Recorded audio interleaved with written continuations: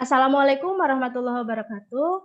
Perkenalkan, saya Lydia Utari, NIM 192210101092, mahasiswi Fakultas Farmasi Universitas Jember. Saya akan mempresentasikan mengenai hal sistematik review untuk memenuhi tugas mata kuliah Metodologi Penelitian 21221 dengan dosen pengampu Dr. APT Yudi Wicaksana MSI.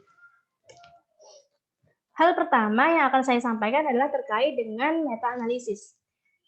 Meta-analisis merupakan desain studi epidemiologi yang bertujuan mengkaji secara sistematis dan mensintesis atau menggabungkan hasil-hasil estimasi secara kuantitatif dari sejumlah penelitian terdahulu yang menjawab masalah penelitian yang sama dan bisa digabungkan.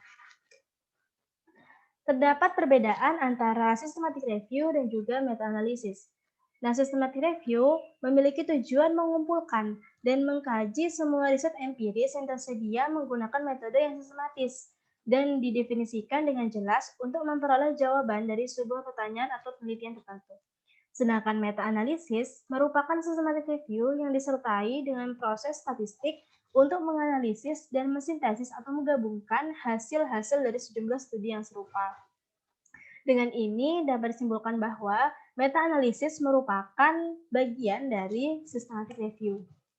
Selanjutnya terdapat kelebihan dari meta-analisis, yakni memberikan bukti ilmiah yang terkuat tentang efek intervensi atau paparan di antara semua desain studi.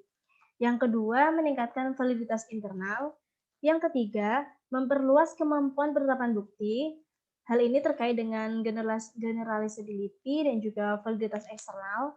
Lalu yang keempat, mengatasi masalah atau kontroversi hasil studi primer. Yang kelima, mengurangi kesalahan random, meningkatkan presisi estimasi, dan meningkatkan kuasa statistik. Serta yang terakhir, yakni memfasilitasi praktisi dalam menggunakan bukti riset dalam praktik berbasis bukti. Terdapat pula kelemahan dari meta-analisis, yakni terdapat istilah GIGO, garbage in, garbage out, yang dimaksudkan validitas hasil data meta-analisis tergantung dari validitas masing-masing studi primer.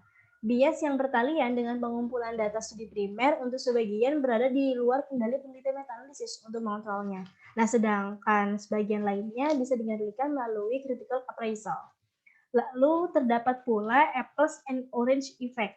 Nah, hal ini dimaksudkan dengan kecenderungan peneliti meta-analisis untuk mencampur adukan segala estimasi efek dari berbagai studi primer yang heterogen.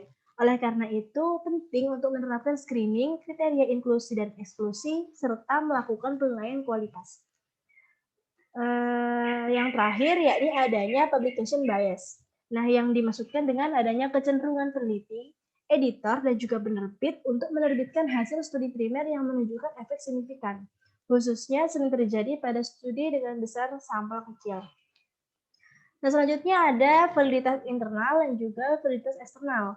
Nah, validitas internal ini merupakan kebenaran kesimpulan sebuah studi ketika menarik kesimpulan tentang parameter populasi sasaran, baik tentang hubungan maupun efek suatu variabel dengan menggunakan hasil analisis data sampel.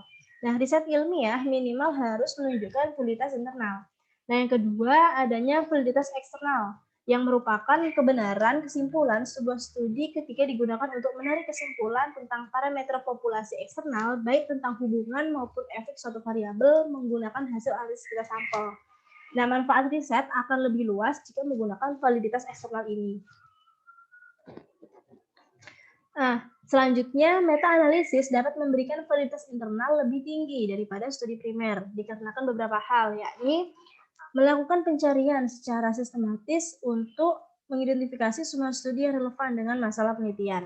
Yang kedua, meta-analisis ini melakukan penyaringan, adanya penyaringan atau screening yang ketat terhadap artikel studi primer. Yang ketiga, melakukan pembatasan, yakni terkait dengan kriteria inklusi dan eksklusi. Yang keempat, meninggalkan duplikasi studi primer.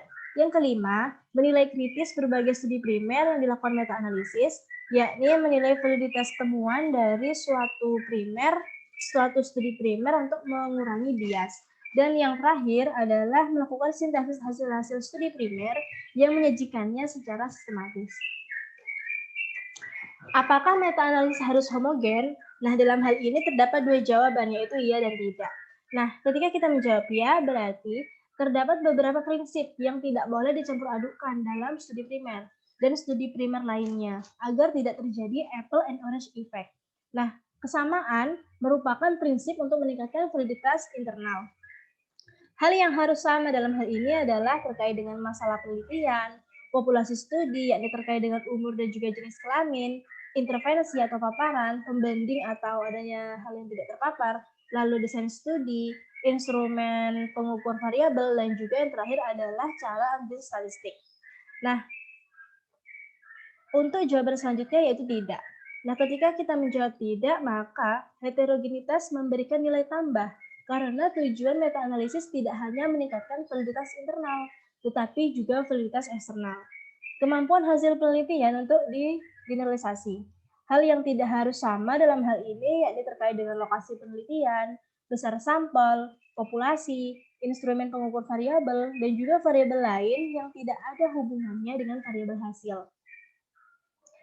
Terdapat beberapa cara untuk mengatasi heterogenitas ini, yakni dengan cara penyaringan atau screening terkait dengan kriteria inklusi dan eksklusi, lalu adanya penilaian studi kualitas atau kualitas studi, lalu melakukan analisis secara terpisah dengan analisis kelompok atau subgroup analysis, dan juga menggunakan meta regresi. Nah, selanjutnya terdapat beberapa langkah yang harus ditempuh atau dilakukan dalam melakukan meta-analisis ini. Yakni yang pertama adalah merumuskan masalah penelitian. Nah, selanjutnya setelah merumuskan masalah penelitian, melakukan identifikasi terkait dengan artikel full text studi yang relevan. Nah, yang ketiga, melakukan penilaian kualitas studi. Yang keempat, adanya analisis data dan juga ringkasan bukti. Dan yang terakhir tentunya adalah melakukan interpretasi temuan. Nah, heterogenitas dalam meta-analisis merupakan variasi data di dalam masing-masing studi, within group variation ataupun antar studi primer, between group variation. Ukuran heterogenitas efek ini terdapat dua tingkatan, yakni adanya efek rendah dan juga efek tinggi. Nah, yang pertama adalah heterogenitas efek rendah dengan menggunakan fixed effect model, yakni model analisis data yang mengasumsikan hanya terdapat satu efek size yang benar dan melatari semua hasil studi primer yang dianalisis.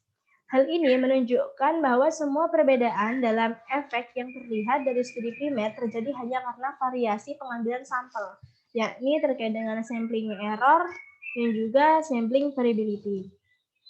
Dan yang kedua, adanya heterogenitas efek tinggi dengan menggunakan random effect model. Nah, yakni model analisis data yang mengasumsikan terdapat beberapa efek size yang benar dan berbeda dari satu studi ke studi primer lainnya. Pada model analisis ini, efek size dari berbagai studi primer diasumsikan berasal dari sebuah sampel random dari semua studi yang memenuhi kriteria inklusi dengan berbagai efek size yang benar sehingga disebut random effect. Sekian presentasi dari saya.